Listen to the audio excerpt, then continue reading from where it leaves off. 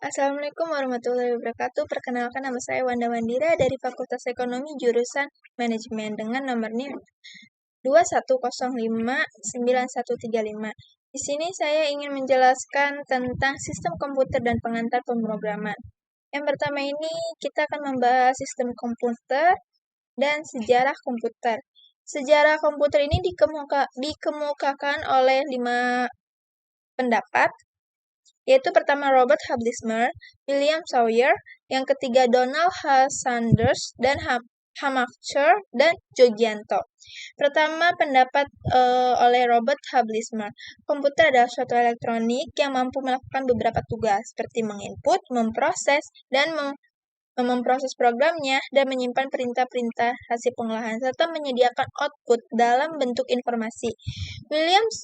Yang kedua, William Sawyer.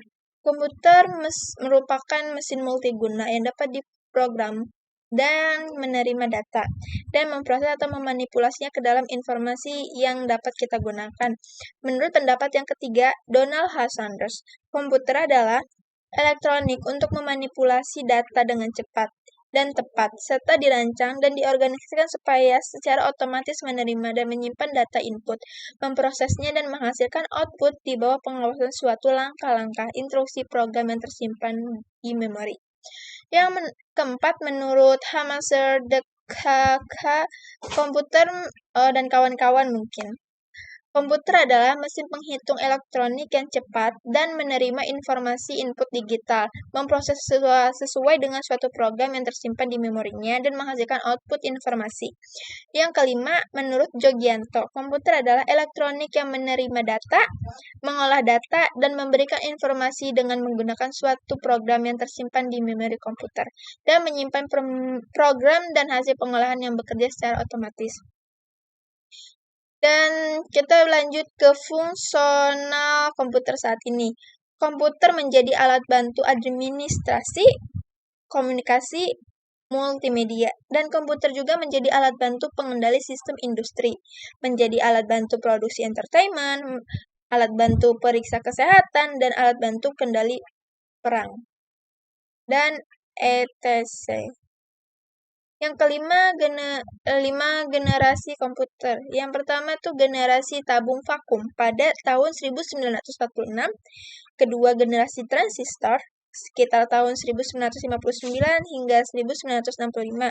Yang ketiga, generasi ini disebut dengan generasi ketiga, pertama kali dikembangkan oleh Jack Clip. Dan keempat, generasi mikroprosesor pertama kali dibuat oleh IBM pada tahun 1971. Dan yang terakhir itu generasi AI, ditandai dengan munculnya smartphone, tablet, netbook, dan lain-lain. Kita beranjak ke sistem komputer. Supaya komputer dapat digunakan untuk mengolah data, maka harus berbentuk suatu sistem yang disebut dengan sistem komputer. Sistem komputer itu yaitu hardware, software, dan brainware.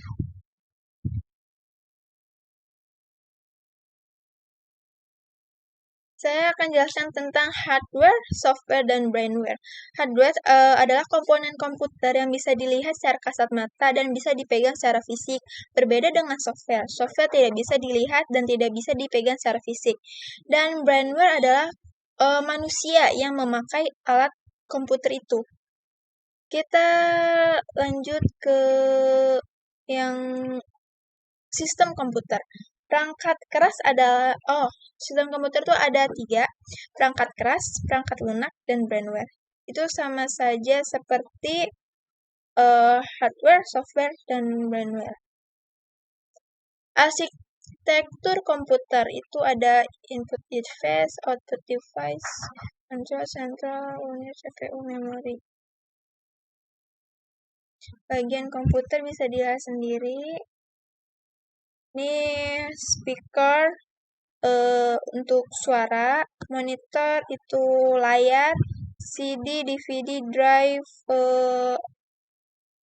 menaruh CD, system unit, test contents, printer.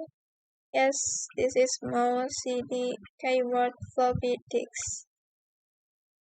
Bagian-bagian komputer. Sistem bilangan di komputer itu ada sistem biner, oktal, heksadesimal.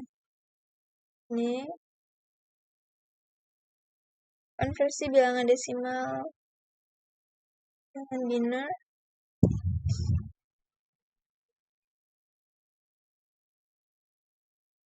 Ini saya kurang.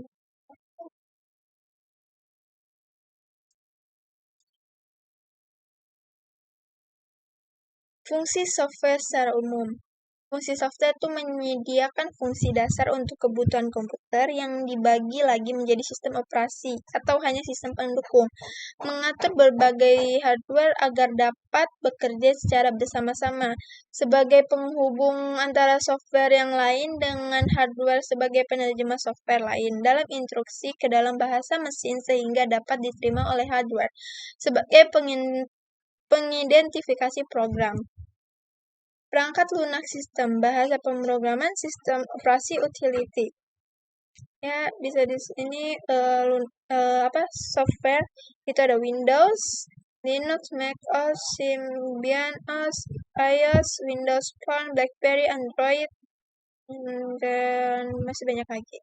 Perangkat lunak aplikasi perusahaan itu enterprise, perangkat lunak infrastruktur perusahaan, perangkat lunak informasi kerja, perangkat lunak media dan hiburan, perangkat lunak pendidikan dan pengembangan media, perangkat lunak rekayasa produk.